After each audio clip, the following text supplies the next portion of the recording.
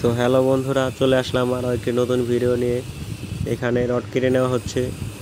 এটা এমন পজিশনে রডটা পড়েছিল যেটা কাটা ছাড়া উপায় ছিল না, তো রডটা কেটে নিচ্ছি। তো এটা একটি ওয়ালসেট ঘর। ওয়ালসেটের ঘরে আমরা ইলেকট্রিক লাইন টানতেছি। তো দেখতেই পাচ্ছেন এখানে কাঠমিস্ত্রি কাঠ লাগিয়ে গেছে, মানে চাল সেন্টারিং করার জন্য কাঠ লাগিয়ে গেছে, প্লাস ধর্নাগুলো লাগিয়ে গেছে। তো আমাদের টাঙ্গাইলের ভাষায় ওটাকে পাইট বলা হয়। তো আমরা পাইট দিয়ে ইলেকট্রিক লাইনগুলো নিচ্ছি।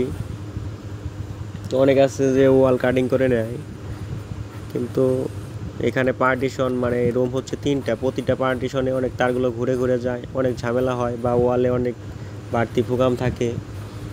তো ওগুলো রিপেয়ারিং করা লাগে। প্লাস অ্যাবোনাইট শিট লাগাইলে আরও জোড়াতালি দেখা যায়, তো খারাপ দেখা যায়। তো সকল ঝামেলা বাদ দিয়ে আমরা এইভাবে লাইন করতেছি। তো দেখেন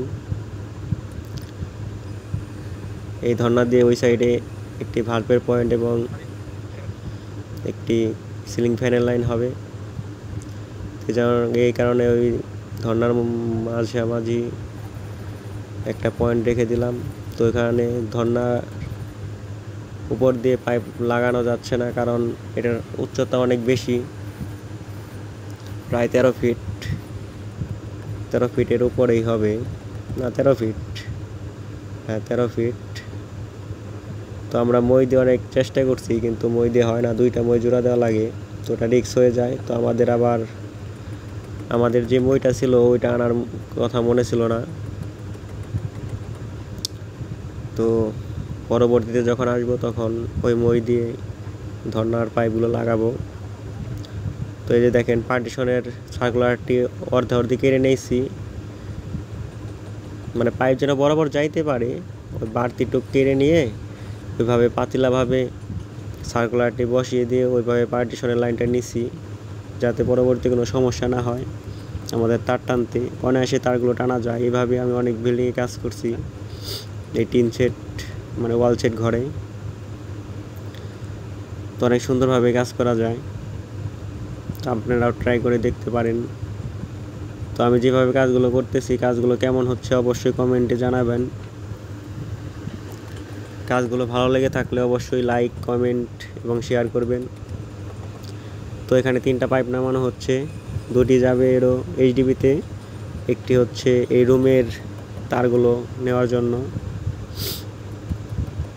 তো দেখতেই পাচ্ছেন ক্লাম মেরে নিচ্ছি।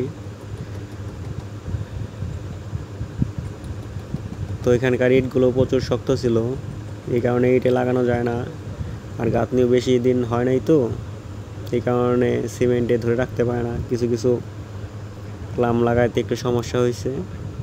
তো দেখতেই পাচ্ছেন এইচডিবি বক্সের মাপে কেড়ে নেওয়া হচ্ছে। এখানে ভ্যান্ট লাগানো হবে।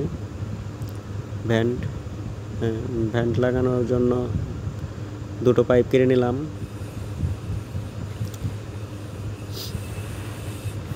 তো আরেকটি এই রুমের ভোরের মাপে কেটে নেওয়া হবে।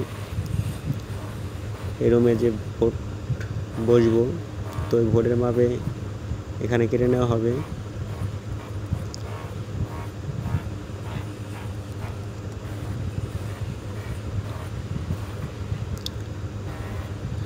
তো এই দেখতেই পাচ্ছেন ক্লাম মেরে নেওয়া হচ্ছে।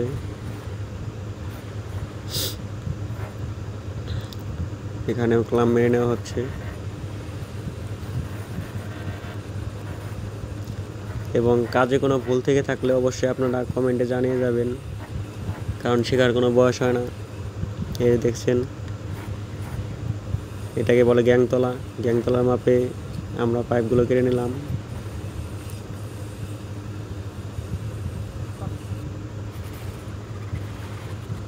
তো এখানে সার্কুলার বক্সের যে সকেট মাথাগুলো এগুলো কেটে নেওয়া হচ্ছে, কারণ এখানে আমাদের সকেট মাথা দরকার একটা, কারণ ওখানে একটা ভালভের পয়েন্ট হবে, এটার জন্য পয়েন্টটা ধরবো। তো দেখেন আমরা চাই মালিকের তার যেন কম লাগে, ওইভাবে কাজ করতে। অবশ্য যেখানে নাকি দেখি যে না মালিকের ক্ষতি হবে ওইভাবে আমরা কাজ করি না। অবশ্যই আমরা চাই যে দীর্ঘস্থায়ী কাজটি টিকে থাকুক। আমরা কাজ কখনো নর্মালভাবে করি না।